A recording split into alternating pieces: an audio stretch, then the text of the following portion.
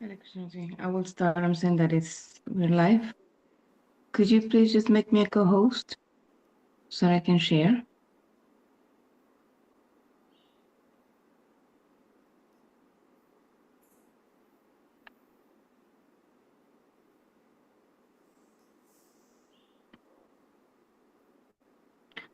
Haribol, can you please allow me to share the screen?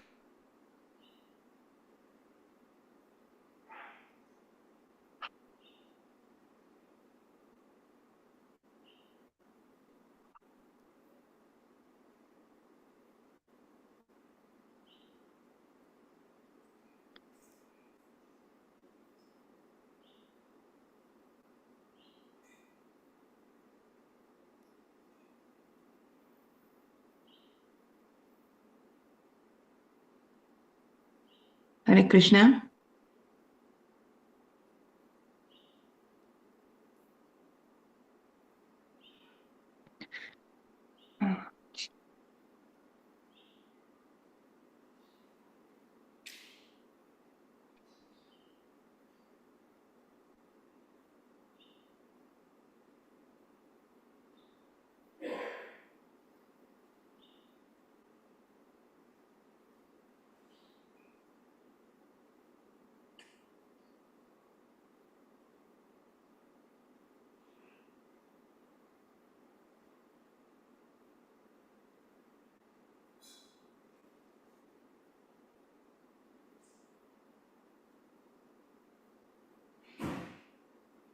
Yeah. I'm sorry I cannot share. I don't have the rights to share. Hare Krishna, Mataji, if you could please allow me to share.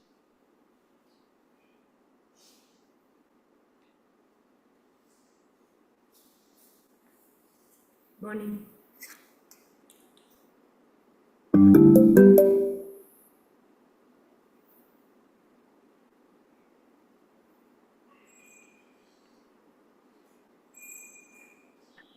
Hare Krishna, Mataji, can you hear me?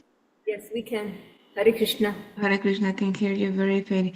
Can you please make me a co-host so that I can share the screen? Sure. I noticed that we're already streaming, so just want to start.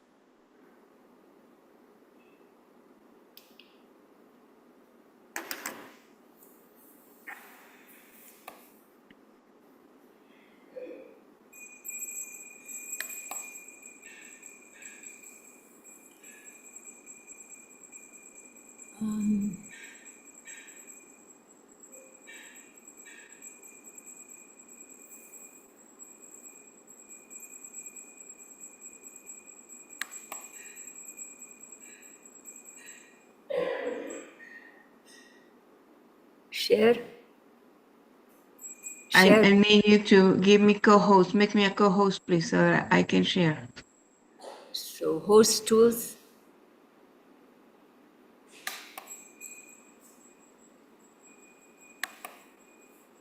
You there? Got it? I cannot hear you. If you go to Zoom, I think I gave you the host. okay, now it's there. Okay, thank you. Hare Krishna, we are sorry for the little delay. Om Namo Bhagavate Vasudevaya. Om Namo Bhagavate Vasudevaya. Om Namo Bhagavate Vasudevaya.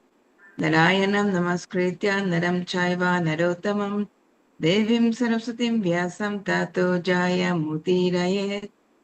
Before reciting this Srimad Bhagavatam, which is the very means of conquest, one should offer respectful obeisance unto the personality of Godhead, Narayan, unto Nara Narayan Rishi, the supremmost human being, unto Mother Saraswati, the goddess of learning, and unto Srila Vyasadeva, the author. Shivantam Svakata Krishna, Punya Shravana Kirtana, Vidyantasto Hyavadrani, Vidunoti Suhirsatam. Shri Krishna, the personality of Godhead, who is the Paramatma, the super soul in everyone's heart, and the benefactor of the truthful devotee, cleanses desire for material enjoyment from the heart of the devotee who has developed the urge to hear his messages, which are in themselves virtues, when properly heard and chanted. Nastapradesha bhadreshu nityam bhagavata sevaya bhagavati uttama shloke bhaktir bhavati naistiki. By regular attendance in classes on the Bhagavatam and by rendering of service to the pure devotee, all that is troublesome to the heart is almost completely destroyed, and loving service unto the personality of Godhead, who is praised with transcendental songs, is established as an irrevocable fact. Reading of Srimad Bhagavatam, 10th Canto, Chapter 25, Lord Krishna lifts Govardhan Hill. We'll cover text 20. Ataha Bhagavangupam Heyamba Tata Prajakasha Yatupajo Sanvishatam Girigartam Sagodhanaham. Synonyms. Ata, then. Aha, addressed. Bhagavan, the Supreme Lord. Gopan, the cowherds. He, oh. Amba, mother. Tata, O father. Braja Okasaha, O residents of Braja. Yatha Upajasam, as suits your pleasure. Vishata, please enter. Giri, this hill. Gartam, the empty space below. Sagodana, together with your cows. Translation. The Lord then addressed the cowherd community. O mother, O father, O residents of Braja, if you wish, you may now come under this hill with your cows. Purport. Srila Vishwanath Chakravarti Thakur provides the following insight in this regard. Ordinarily, a large cowherd community, which included many thousands of cows, calves, bulls, and so on, could not fit under the base of a medium-sized hill like Sri Govardhana. However, because the hill was in ecstasy, being touched by the hand of the Supreme Personality of Godhead, it acquired inconceivable power and even felt the hundreds of deadly thunderbolts thrown upon its back by angry Indra to be offerings of soft, fragrant flowers. At times, Sri Govardhan was not even aware that the thunderbolts were striking. From the Harivamsa, the Acharya has also quoted Sri Krishna himself as saying, Trailokyam api utsahate rakshitum kim punan vrajam. Sri Govardhan can give shelter to all the three worlds. What to speak of the simple land of Raja?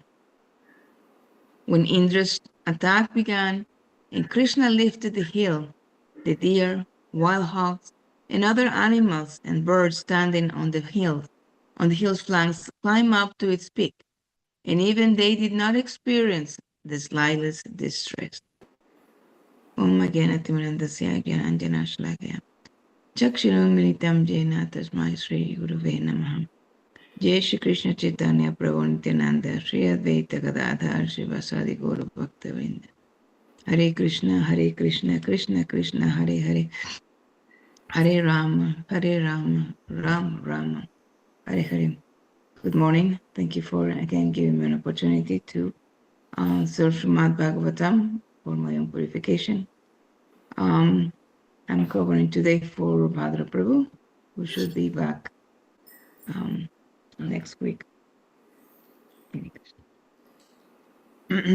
So, let's read the verse again. The Lord addressed the cowherd community. Sorry. O mother, O father, all residents of Raja, if you wish, you may now come under this hill with your cows.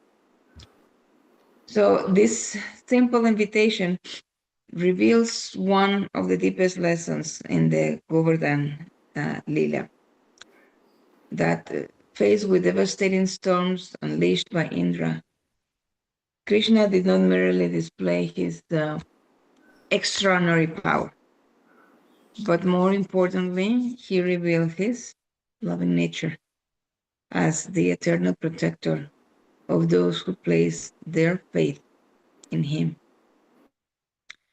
Now, again, this word, a very important word, faith. So as the torrential floods, the torrential rains, flooded Raja, and thunderbolts were struck without mercy. Another keyword here, mercy. We see when we discuss actually, right, on Sunday, the importance of mercy. So here, Indra was attacking the residents of Raja, was no mercy. And what happened? Krishna, with no problems, lifted Govardhan hill with his little finger, his left hand. So then he lovingly invited, he didn't order. See the difference? He is inviting the residents of Raja, not only the men and women, but also the elderly, the children, the cows, calves, every single living being to come beneath the hill. He didn't order them come under the hill at once. He was still being very merciful, very inviting. There was no discrimination. Krishna did not ask who was qualified. Krishna didn't ask if he was wealthy or learned or influential. Right? His only concern was the safety and well-being of his devotees. So this teaches us that Krishna is available to everyone. His shelter is available to everyone. His mercy is never limited by social status, by ability, by material qualifications. Our qualification is simply sincere faith. And let me go back to this. Srila Vishwanath Chakravarti Thakur explains that Govardhan Hill became spiritually transformed simply by being touched by Krishna's little finger. And although physically the hill could never contain the entire population of Raj with thousands of cows and animals, by Krishna's inconceivable potency, it expanded to accommodate everyone comfortably. And the thunderbolts that Indra hurled with destructive intent fell to Govardhan like soft, fragrant flowers. What does this mean? That when one is engaged directly and serving Krishna, what appears to be suffering from the material perspective becomes insignificant compared to the joy of serving him. So it's difficult for us many times to understand that difficulties may still come, but devotion changes how they are experienced. So how faith can many times defy logic. From a material perspective, the residents of Raja had every reason to doubt, right? First of all, seeing Krishna going inside the mountain and from within lifting the Govardhan, is this really happening? What is going through their minds? They are not speculating. They could have thought, like, how could a 7-year-old boy haul up an entire mountain? And then how could thousands of people and animals fit underneath? How could this mountain protect them from one of the most powerful demigods? Is the mountain going to collapse on us? They didn't think that way. They put their faith and not that logic per se. So what do? They enter beneath Govardhan without hesitation. And their faith was not blind. Their faith was born from love, real love. Because real faith means trust in Krishna even when circumstances appear impossible.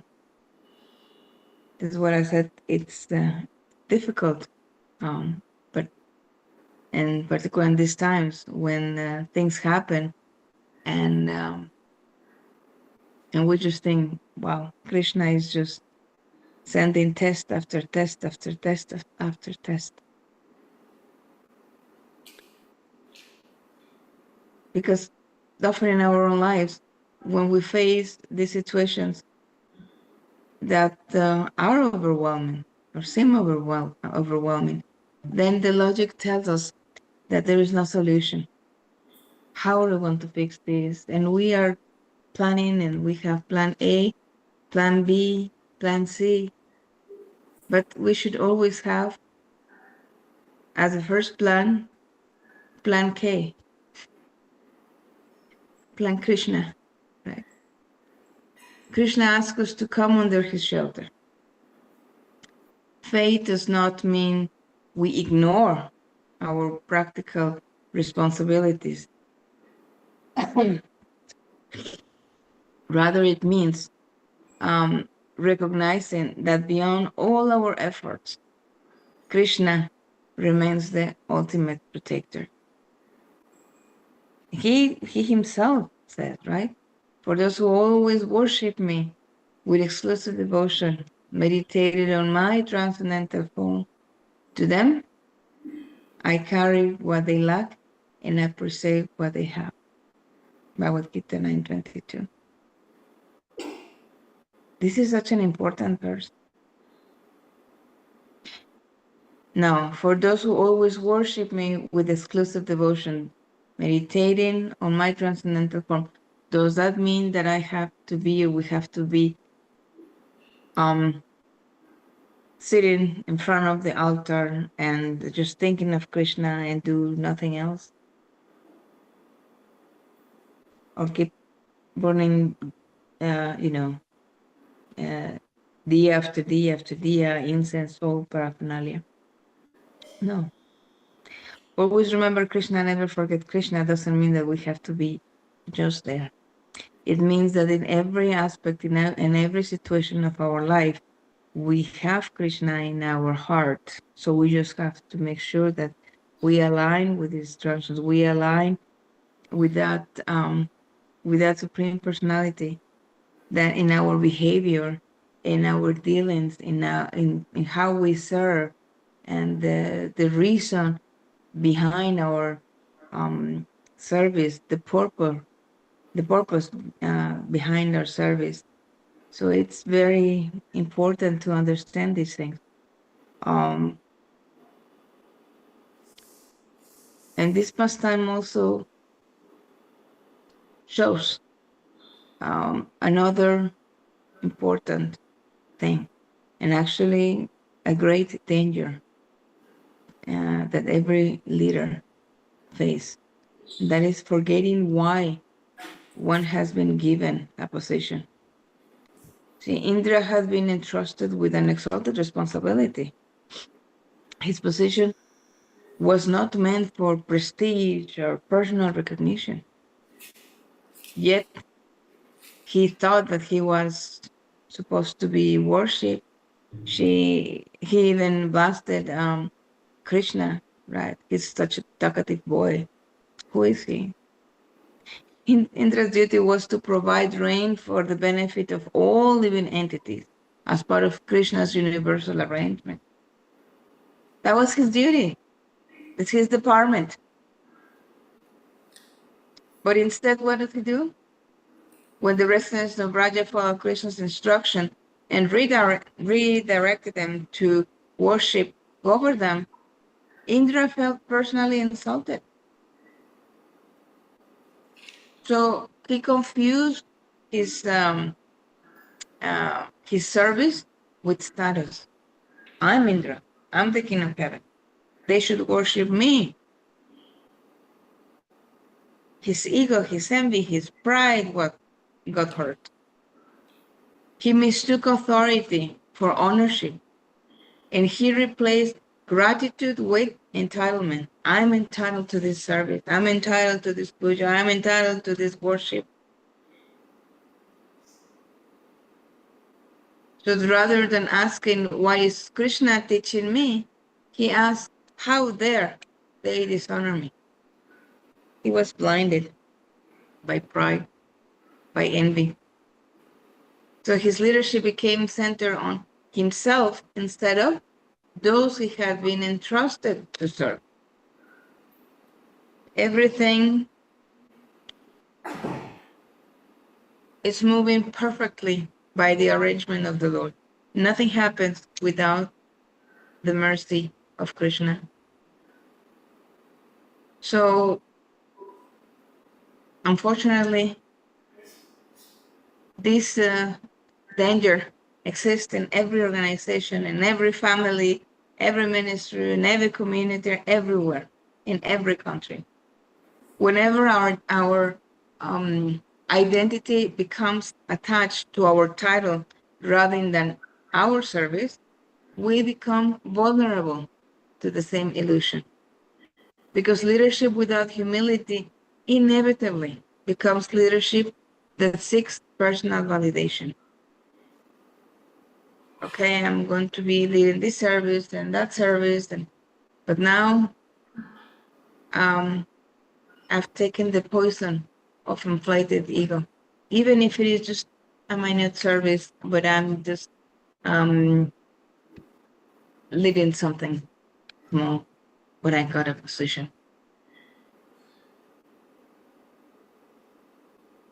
Indra's downfall did not begin with anger. It began with pride. Pride was whispering, I deserve this respect. This success happened because of me. Without me, nothing would function. People should appreciate my service.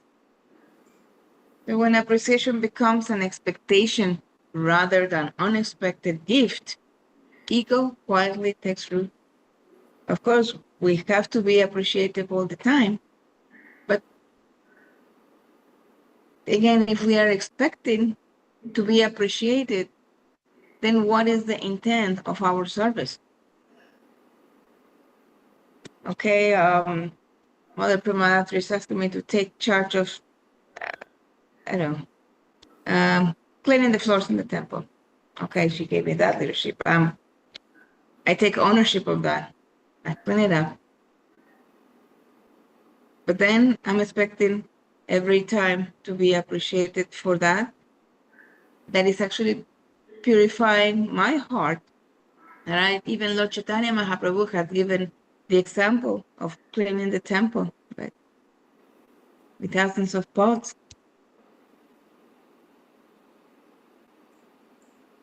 Did he at any time said, okay, Lord Jagannath, you have not appreciated me? So we have to be careful. Again, when appreciation becomes expectation, rather than an expected gift, ego is born. Ego takes root. An inflated ego blinds us to reality. Indra forgot that his ability to control the rain came entirely from Krishna. Every talent, every opportunity, every position, and every accomplishment ultimately comes from the Lord. And as soon as we forget this, we begin acting independently, believing ourselves to be the controller. Another consequence of this behavior is false ego. Of this false ego is envy, right? Envy is not just wanting what another person possesses. Oh, I like that sari, I should have it. Oh, I like this, I have. No. Envy cannot tolerate another someone else's success or recognition. Why is he being recognized? Why is she being recognized? I could do better. Instead of thinking, wow, that's amazing, it's so inspiring, maybe I could go to him or her and see how I too can collaborate, cooperate, learn, and maybe improve myself and improve what I can improve. But being happy and being well-wisher, not being envy of others' success or recognition. Indra could not tolerate Krishna's receiving the worship that rightly belonged to him. He's Krishna. He's the supreme personality of Godhead.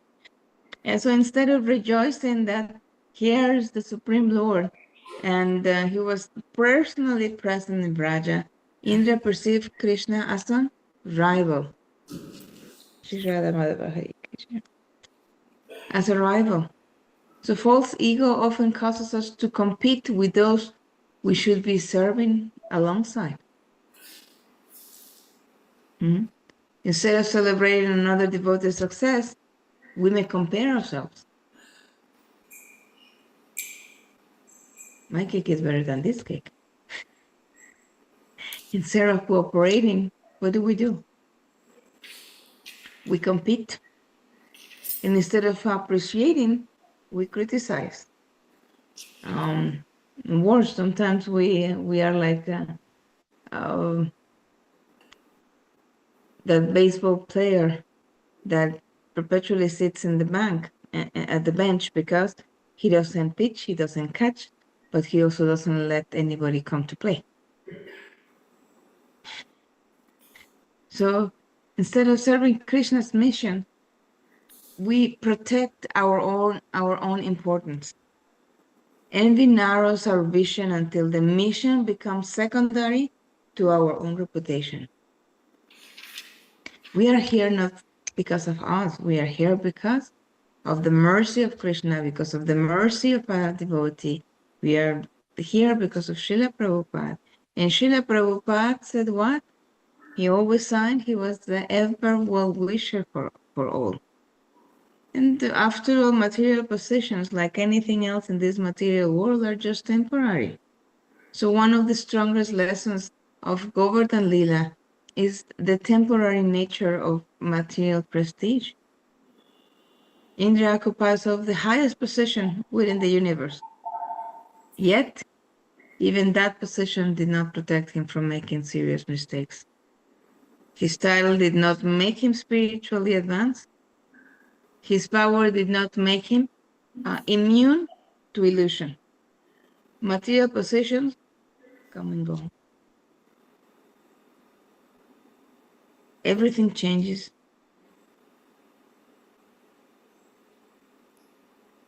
Executives change.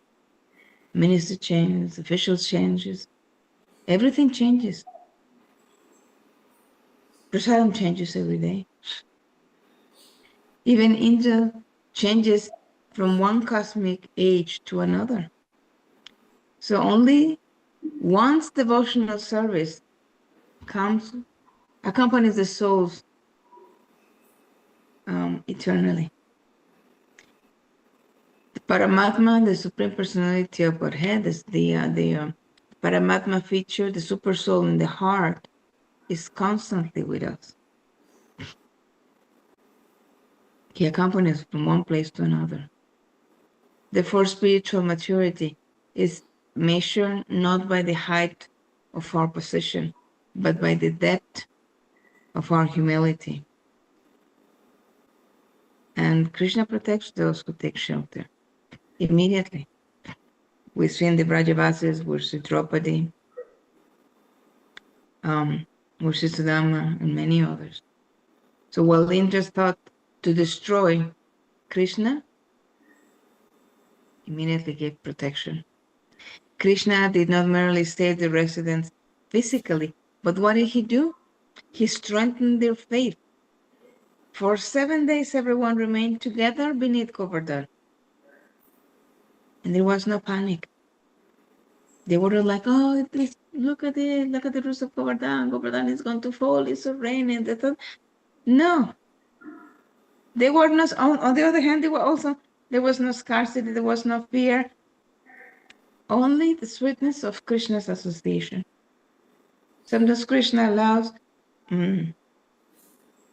challenges, not because he has abandoned us, but because he desires to reveal his protection more clearly than ever before.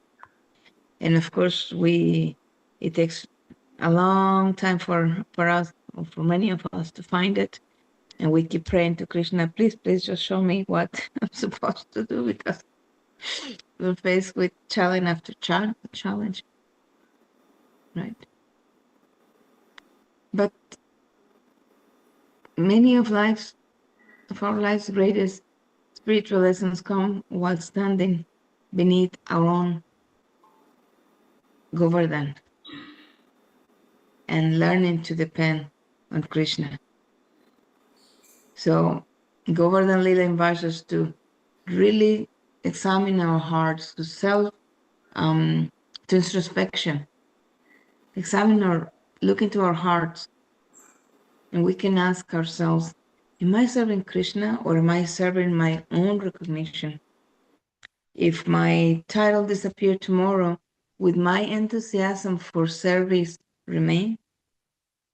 Do I rejoice when others succeed, or do I secretly compare myself? Do I get inspired, or do I get impressed? Two different things. We may be impressed by a talk, by a action, and it will just last maybe 10 minutes, 1 hour, 1 day, or while the person who gave such an inspiring talk is there, and after that, back to status quo. So that's impression. It causes an impression, because when we are really inspired by something or for someone, then we try to mold or to embrace those qualities that inspire us in the first place. That's real change. That's inspiration. That's the power of inspiration. We should ask ourselves, do I see leadership as an opportunity to serve or as a source of identity? During our own storms, do I really first rely on my own strength, or do I consciously take shelter of Krishna? Not that I expect Krishna to fight my battles, but it's like, what would Krishna want me to do?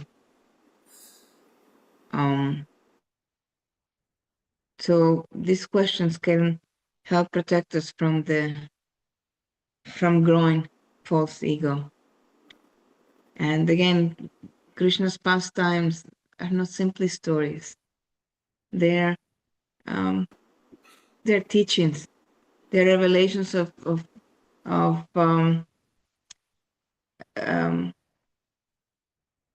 instructions how to deal with this material world. Indra represents what happens when power loses its purpose. But Krishna demonstrates that true leadership exists only for the protection, for upliftment, and spiritual welfare of others. Govardhan teaches us that even an ordinary hill becomes unlimited when connected to Krishna's service. The residents of Raja also, through all these pastimes, are teaching us that faith allows us to walk beneath impossible mountains without fear, because our faith is put in Krishna. In Krishna reminds us that his shelter is always available. always available. But are we ready to seek that shelter? When we humbly recognize that every ability, every position, and opportunity belongs to Him, our service then becomes free from pride, our heart becomes free from envy, our lives become instruments. We become instruments of Krishna's compassion, respect. Mm. After all, the safest place is not beneath a mountain, it is beneath the shelter of Krishna's lotus feet. That's where faith replaces fear, humility overcomes pride, and loving service becomes the true purpose of life. So we should ask ourselves, what is the true purpose of life? So with that, I'll stop here. Thank you very much for the opportunity to be of service, and please forgive me for any shortcoming. Have a wonderful day filled with Krishna consciousness. Panchakalpatarubhyascha kripasindhubheva cha patitanam pavanebhyo vaishnavebhyo namo. Hare Krishna. Thank you. I cannot hear you, but I hope you can hear me. Thank you so much. Hari Om. Any questions? Look. Prashna hai. Prashna hai. Huh? Okay. No questions. I don't